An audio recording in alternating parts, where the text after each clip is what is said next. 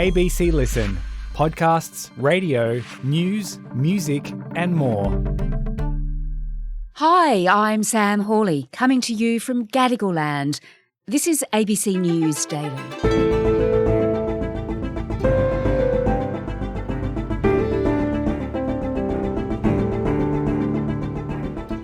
Australia's natural resources like oil and gas belong to us all. But we get to see just a fraction of the super profits the global energy giants are making from them. So why didn't the government fix that in this week's budget when it desperately needs the revenue? Today, the ABC's energy reporter, Dan Mercer, on why the Treasurer, Jim Chalmers, won't go further.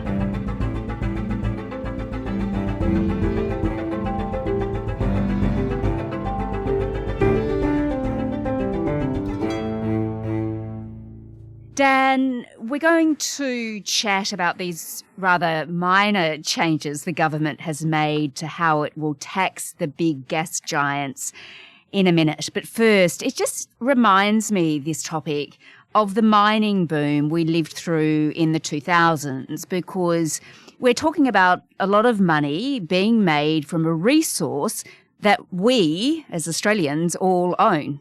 Yeah, that's right, Sam.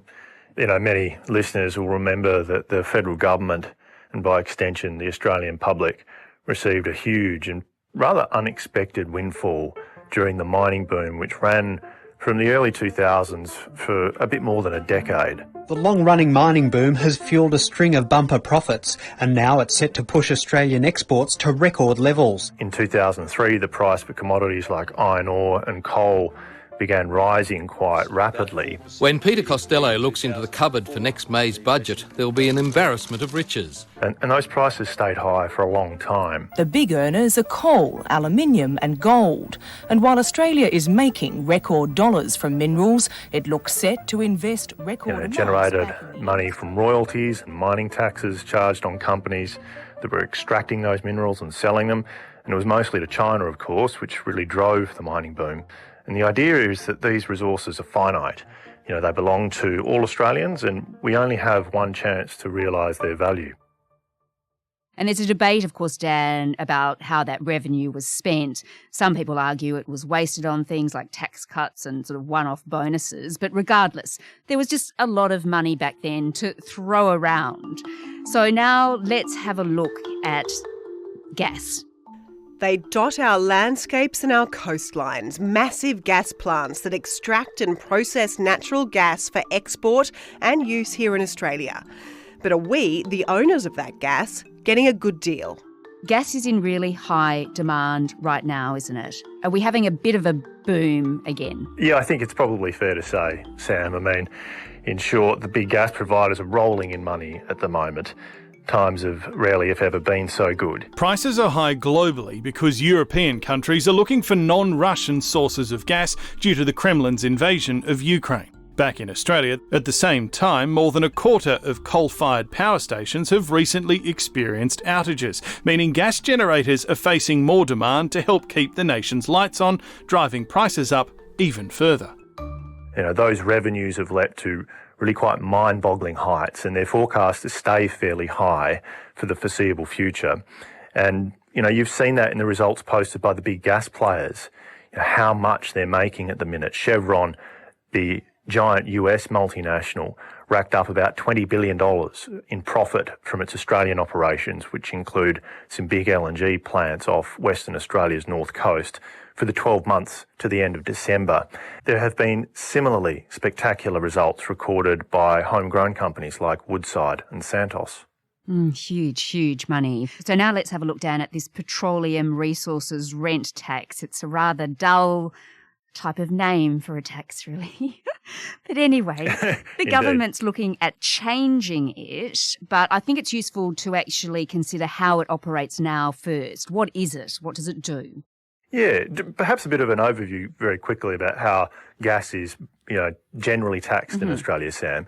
When it comes to the resource itself, which is, as you say, owned by the public, there are a couple of ways, principally, that it's taxed. One of those is a flat royalty that's typically levied by the states to onshore projects, and that applies regardless of whether a project is making money. The other is what's known as the PRRT, and that's really applied by the feds to offshore projects. It's supposed to capture any excess profits or windfall gains that a project might make, and it applies at the rate of 40%. And it differs to a royalty, obviously, because, it's not applied at a flat rate. It's designed to only click into gear when a project is in the money. Because the PRRT was conceived in the 1980s by the Hawke government when Australia was still paranoid about energy security. It had only been a few years, really, in the late 80s since the country was badly hit by the oil crises of the 1970s. When I spoke to you earlier, I indicated that the sudden cutoff of oil from the Middle East had turned the serious energy shortages we expected this winter into a major energy crisis. That crisis is now being felt around the world. And so the Hawke government was really, quite keen to do everything it could to encourage new development in oil projects in particular. And that's what the PRRT is supposed to do, or was supposed to do. Okay, so it's been around for quite some time, and there has been growing criticism of how it's actually working now. Yeah, there has. And the long and short of it is that the tax is just poorly designed for Australia's gas industry. It's no longer fit for purpose in many ways. Australia is in the midst of an enormous gas export boom, yet the Australian government reaps only a fraction of the revenue. And that's because oil projects typically take much less time and much less money to bring online, and therefore they usually start paying the tax much sooner. But that's just not the case for LNG projects, which are enormously long-lived and complicated beasts that take eons and really huge licks of money to build. A tax that's meant to share the profits with the community is actually failing to raise any new revenue. Huge new gas projects may deliver no tax benefits for decades. Okay, so let's now have a look at what the government is going to change in regards to this tax. It's announced some alterations in the budget. I understand they're a bit minor, but what are they? How does it change? In essence, the government wants to limit the extent to which gas producers can use costs to offset their liabilities. Right now, they can offset all of their cash flows, and the government wants to peg this back just a little bit. Jim Chalmers, the Treasurer, is proposing to cap deductions at 90% of, the annual cash flows of an LNG project. I won't go too far into the weeds, just keep that at a high level. But that basically just means that 10% of a project's eligible cash flows will be taxed at that 40% headline rate. According to the government, it'll collect an extra $2.4 billion over 4 years and $7 billion over 10 years. Now, that's a lot less than some are calling for, and it's way less than Mike Callaghan, a former high-ranking Treasury official who reviewed the tax for the Morrison government, said could be recovered by tightening the rules further. But it seems the government's opted for an approach which is kind of, a bird in the hand is worth two in the bushes. Okay, so currently oil and gas companies are able to fully deduct their project costs against income. But now, or from July 1 this year, this will be capped at 90%. So the criticism is that the government really hasn't gone far enough here, that they could be raising a lot more money. I give the call to the Honourable Member for McKellar. Thank you, Mr Speaker. My question is for the Treasurer. Over the last 3 decades, Australia's petroleum tax has collected a paltry amount of revenue from the sale of our natural resources compared with other countries. And, we need it, right? Because we've got all these, high costs when it comes to healthcare, the NDIS, schooling, all that sort of thing. We need this money. There is certainly a view that Australia is very generous in its treatment of global energy giants compared with other nations around the world. At the moment, we're collecting, something in the order of $2.5 billion a year in PRRT, and for many years it was barely $1 billion. In some years it was less than $1 billion. The revenue from the taxes remained largely and relatively unchanged for 20 years now. I mean, if you look at a nation like Qatar in the Middle East, you'll see last year it expected to earn about $76 billion in tax from energy exports. It's a major producer of gas. So comparable to Australia in that sense. Australia is projected to overtake Qatar as the world's biggest exporter of gas. But over the next decade, the tiny country's government will net $26.6 billion from its gas projects, compared with our $6 billion. And the UK, £8.6 billion or $16 billion over the next 6 years, according to its forecasts. And Norway earned the equivalent of $133 billion in oil and gas tax revenue in the year to December just gone.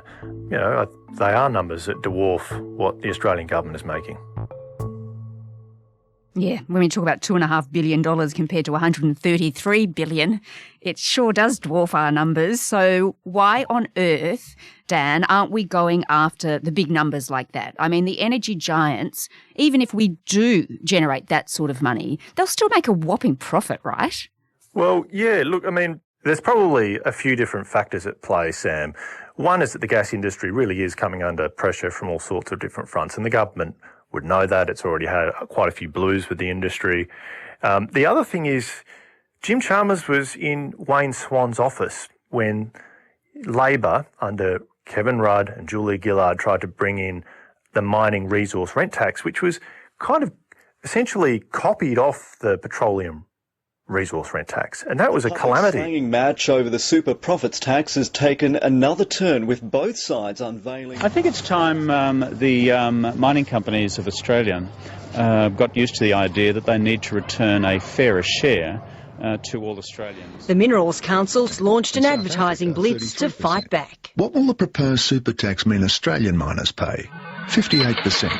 By far the world's highest tax on mining. The tax blew up in their face and it never really collected any revenue. So maybe he's got some scar tissue that's speaking here. Maybe the Treasurer has just decided that in this instance it would be better to use the old proverb, cause the least amount of hissing while plucking the goose. Okay, so the government doesn't want the goose to hiss. So it doesn't want to tax the companies more. What? Because it's worried about a backlash. It doesn't want to upset the industry. It doesn't want the industry to hiss, right? Look, who knows? Who knows? It's probably worth bearing in mind that if the world is genuine about reining in emissions, these big LNG producers that have come online in Australia over the past 10 years or so, they may only have a couple more decades to really make hay from these resources. So, I think the calls for Australia to get a better return on the gas, they're unlikely to go away.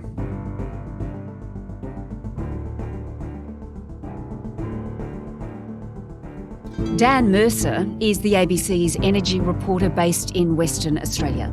The former chairman of the Australian Consumer and Competition Commission, Rod Sims, says the government should have imposed a tax on the gas giants 3 times higher than it did. This episode was produced by Veronica Abhab, Flint Duxfield, Chris Dengate and Sam Dunn, who also did the mix. Our supervising producer is Stephen Smiley. Over the weekend, catch This Week with Madeline Jenner, who'll be looking at the Medicare changes announced in the budget and whether they'll make it easier to see a doctor. I'm Sam Hawley. ABC News Daily will be back again on Monday. Thanks for listening.